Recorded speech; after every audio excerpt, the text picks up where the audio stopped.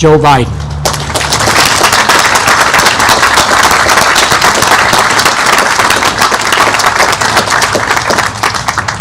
And Hunter, this isn't often, but I am a former principal, and so now I get to introduce a student.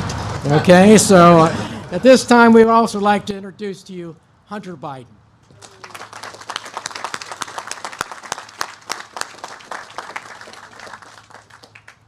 Our governor, the governor of Delaware, John Carney.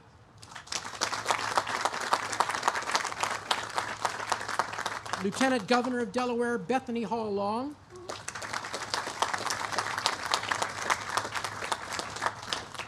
Our senior senator from Delaware, Thomas Carper.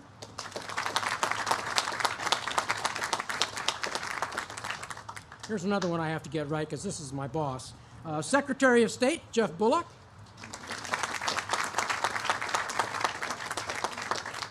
The Delaware Attorney General, Kathy Jennings.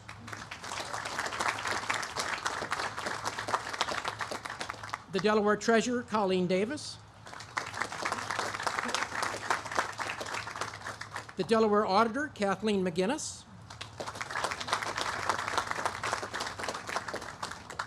Delaware Insurance Commissioner, Trinidad Navarro.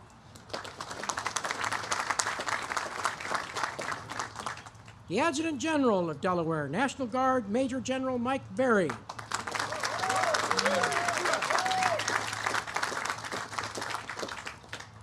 Our former Adjutant General, retired Delaware National Guard General Frank Vavala.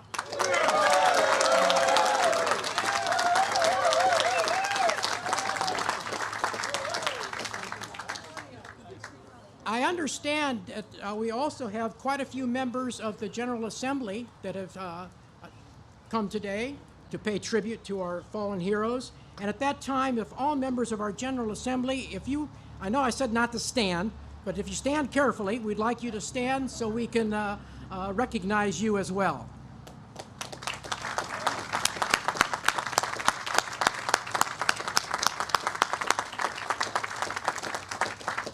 And thank you so much for your support for veterans.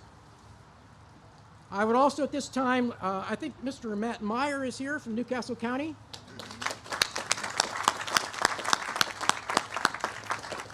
Our commissioners from the Delaware Commission of Veterans Affairs, off to my left here.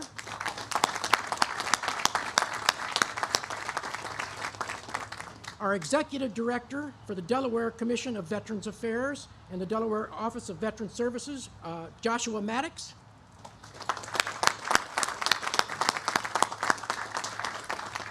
And these are some real important people here. The executive director of the Delaware River and Bay Authority, Tom Cook.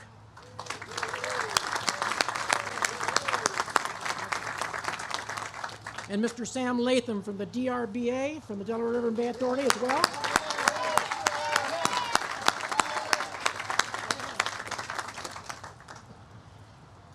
And we also have one of our representatives, Representative Chukocha, is here today. And so Representative Chukocha, you just hold your hand up there. Ah. We would like to thank all of our local officials and service members, veteran service organizations, family members, and all veterans in attendance. Representative Chukocha also has another title, very important title. He is our Poet Laureate for the state of Delaware. And we would like him to come forward at this time and pay tribute to our veterans.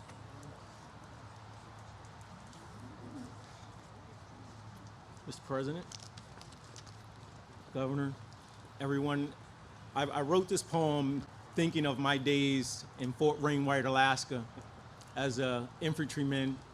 And you remember running, carrying your guide on, and all of the streamers that were connected to the guide on that represented all of the battles and conflicts that my battalion was a part of had a lot of weight to it. And it was with that weight that I wrote this poem as I thought about Memorial Day today. And it's called Our Obligation. Some say that Memorial Day is just the unofficial start of summer. But here in the heart of our nation, in the first state, the very start of our nation, there is a difference. We know that today is a day of significance, a day of remembrance to the known and unknown, honoring those who came home and those who didn't, showing our respect to those who gave themselves to their mission, those who came home forever scarred and struggled with the transition. It is our obligation to recognize and heal our nation's pain, our wounded warriors, and goes to our families, those families forever changed. We are a nation that is never silent on things that matter, standing strong on our duty, our commitment, our courage, our allegiance, and our valor, honoring those who served, acknowledging the sacrifices that made America great. We are America, and this is our obligation, the obligation to our nation, remembering the men and women who served, fulfilling their duties far beyond words. It's remembering their strength that make our nation strong. Today is the day that we remember. We pray that America will never be a forgotten nation, a nation that forgets those unforgettable days, those sacrifices made, our POW and our MIA, those never brought home, those resting in unmarked graves. We remember. We remember you, for it is our duty, it is our obligation to honor in remembrance the service and the sacrifice to those made for our nation. We must honor and protect those who protected us. This is our obligation. This is our obligation.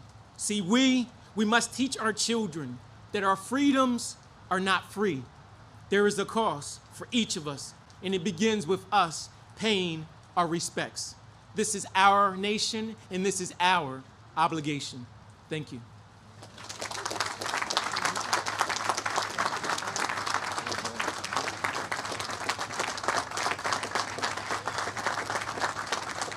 That was wonderful, Bobby.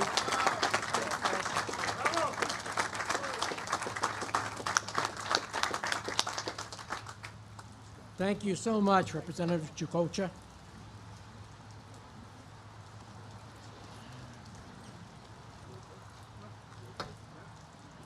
For all the veterans out there, and especially all of you that are in the enlisted community, the NCOs, we know that when we serve, we evaluate leadership.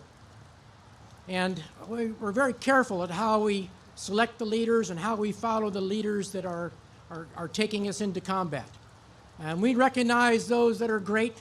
We recognize those that maybe need a little work, a little more push from the NCOs.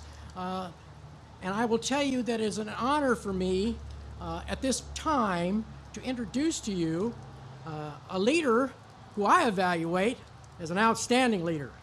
And I know he likes to go by the name of Governor, but I kind of think of him for the last 18 months. He's kind of almost like the name of Admiral for me, because he's been in combat for 18 months. And he's led this state through a horrific time and done a masterful job at it.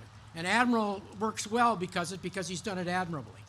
So it gives me great pleasure at this time to introduce to you our governor, Governor John Carney.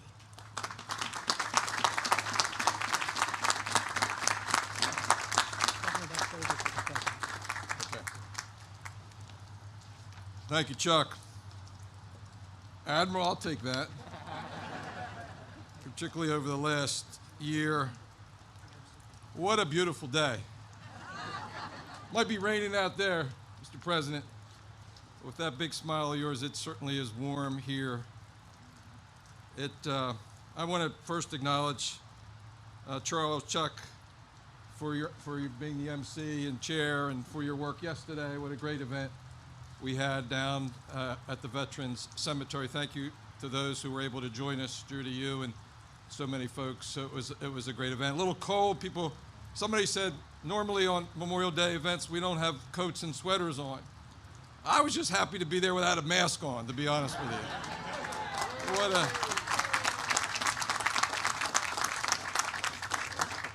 Mr. President, we got to give thanks to you and your team for doing so much incredible work getting folks vaccinated over the first 100 days of your administration.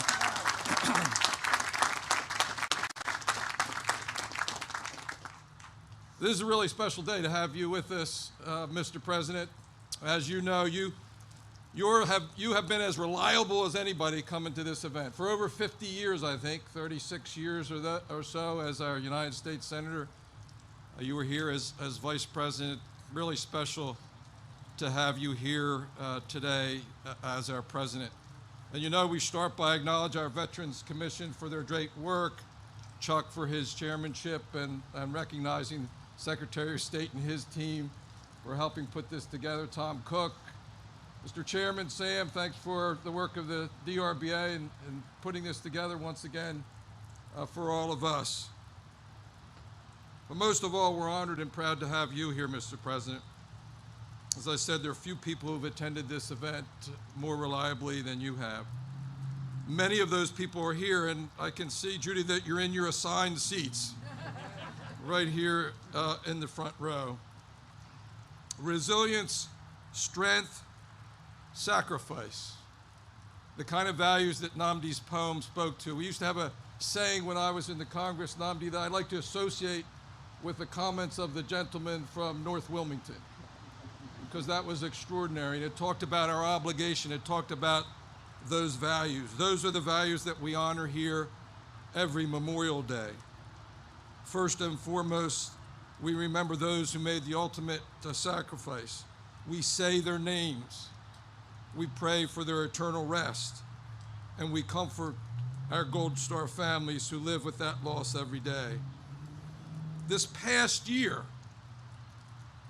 the rest of the country got a glimpse of what it really means to live out those values, the values our men and women in uniform live by every day. We could not have made it through this pandemic if it weren't for the sacrifices, large and small, of every Delawarean and every American.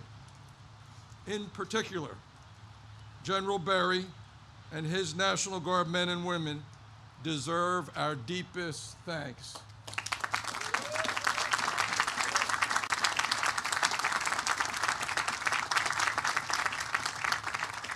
They have been the backbone of our pandemic response here in Delaware. Whatever we asked, they were out there willing to do. More than ever, General Vavla, General Timmons, they have stepped up to the plate and been there for every Delawarean. They've been relentless in the commitment to protecting our citizens. They were deployed overseas and in Washington, D.C. to protect the Capitol. Help me again publicly thank General Berry and his team for their incredible work over the past year.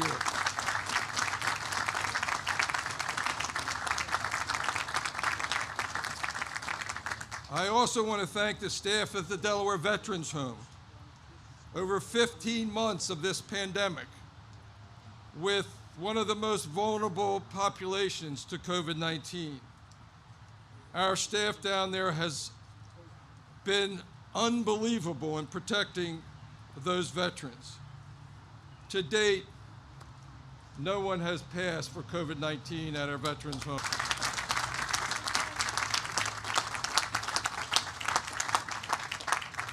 And our incredible VA hospital here in Wilmington has been one of our biggest partners during this pandemic.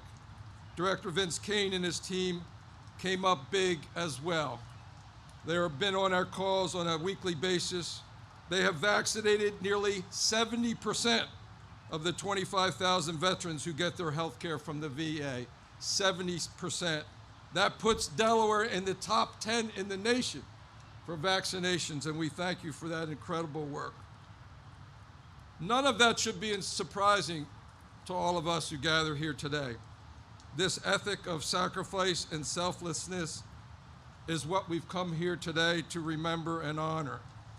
And it's a collective sacrifice, made by the fallen, of course, but also made by our Gold Star families, here reliably year after year.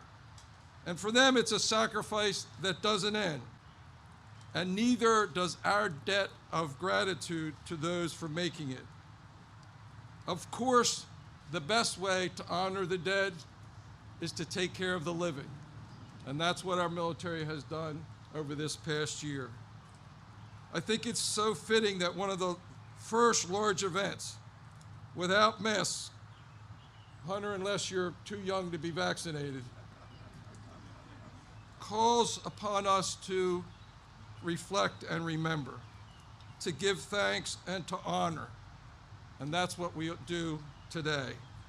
Thank you, all of you, for coming to meet that obligation that Nnamdi spoke of so eloquently. I've had some great privileges as governor, but no more important than this one. And it's my distinct privilege to introduce the man who helped us lead our country out of the darkness and into the light. Our nation's leader, our commander-in-chief, Delaware's favorite son, and our good friend, the President of the United States, Joe Biden.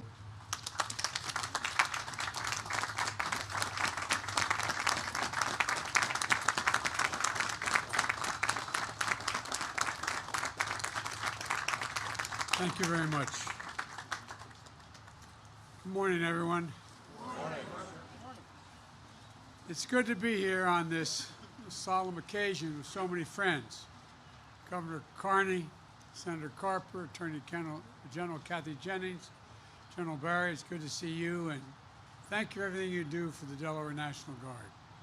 By the way, I saw General Vavilow this morning. He's become not only a general, but a great friend. A great friend. He was at Bo's Memorial Mass this morning. Thank you for being there, General. I appreciate it. And by the way, Hunter has had one shot, not two, and he's just making sure everybody's okay. Me and my family, we've tried to participate in this event every year because it's an important tradition in the Delaware community. Even last year, in those early dark days of the pandemic, Jill and I didn't want to let Memorial Day pass like every other day, and there was no event here, but we came to lay a wreath at the plaza. It was the first time we did any sort of event since the lockdown had begun in March, because we were determined to honor the fallen, to pay tribute to the women and men who braved every danger, who made the ultimate sacrifice for the country. Because as a nation, we must always remember, always remember. We must remember the price that was paid for our liberties, and we must remember the debt we owe those who have paid it, and the families left behind. My heart is torn in half by the grief. The communities are never whole again. Folks, it's also an important tradition in our family. As many of you know, this is a hard day for us. 6 years ago today, Hunter lost his dad and I lost my son. It's the first year of his passing back in 2016. General Vavilow did a great honor in inviting us to a ceremony renaming the Delaware National Guard headquarters in Bo's honors. By the way, I'd note that when Bo made the grade of major in Iraq, I said, I'd been in and out of Iraq over 25 times. I said, Bo, you're now a field grade officer. He said, Dad, I have no illusion who runs the United States Army. It's the master sergeants. They run the Army.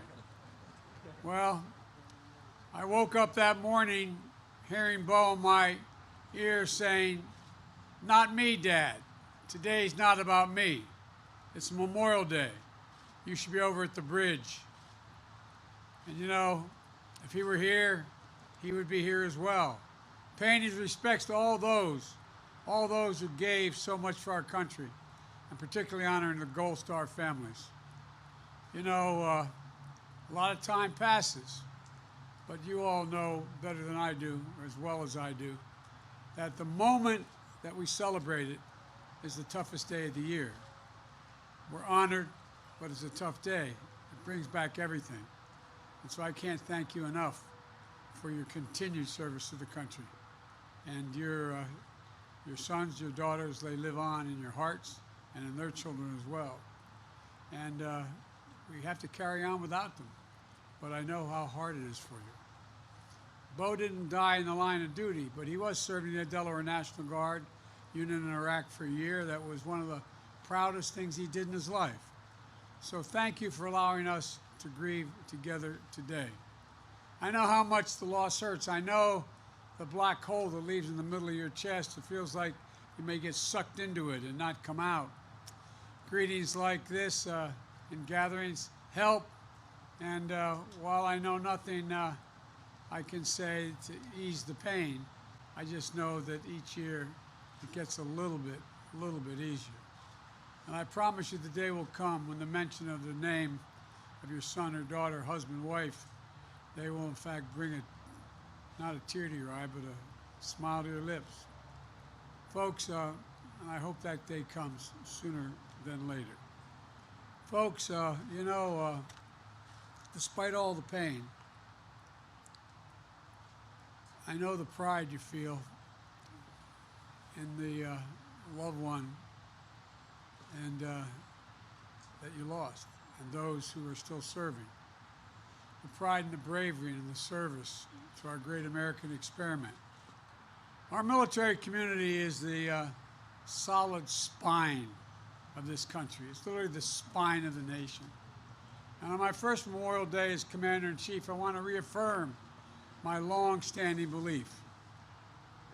We may have many obligations as a nation, but we only have one truly sacred obligation, and that's to equip those we send into harm's way with all they need and care for them and their families when they return home and when they don't. And all of us who remain have a duty to renew our commitment to the fundamental values to our nation in their honor. The values that have inspired generation after generation to service, and that so many have died to defend. Every day since I was Vice President, I've carried with me a card with the exact number of troops killed in our operations in Afghanistan and Iraq. Not an approximation or a rounded number, an accounting of every life laid down for our country over the 20 years of war. Today, it's 7,036 military members, fallen angels, have given the last full measure of devotion, as Lincoln termed it, in those modern conflicts. And we'll never forget. They were the guardians, and we're the guardians. They're the guardians of us, and we're the guardians of their legacy, the inheritors of their mission, and the living testament to their sacrifice that is not going to be in vain. Because every American democracy endures. We have been tested, and we surely test it further. But I know that we as a people are up to the task. Each generation of Americans receives a precious gift of liberty, and we work to share it with more people, to make our country more open, more free, more fair, to bring us closer to making our American creed a reality for all Americans, that all women and men are created equal, that all women and men equally deserve to be treated with dignity, that all men and women deserve equal rights, equal protection to build their futures for their families and hope and opportunity. The American creed is the connective tissue that binds us. It's a long chain of patriots that come before us and those who will follow us in turn. That creed holds that the ideals that inspire people to service and that fill us with pride when we see our loved ones put on that uniform, and our progress toward that creed together as one nation, united and preserved through their sacrifices, is the best and strongest memorial to their lives. Ladies and gentlemen, America is unique. It's an idea. Unlike any other country in the world, it's formed based on an idea. Almost every other country is based on a creed, a religion, a geography, an ethnicity. But not us. We're based on an idea that we hold these truths to be self-evident, that all men and women are created equal. We're unique in the world. I had a long conversation for 2 hours recently with President Xi, making it clear to him that we could do nothing but speak out for human rights around the world, because that's who we are. I'll be meeting with President Putin in a couple weeks in Geneva, making it clear that we will not stand by and let him abuse those rights. Folks, we're unique in all of history. We really are. But those names etched on that wall and every other wall and tombstone in America of veterans is the reason why we're able to stand here. We can't kid ourselves about that. And so I hope that the nation comes together. We're not Democrats or Republicans today. We're Americans. We're Americans who've given their lives.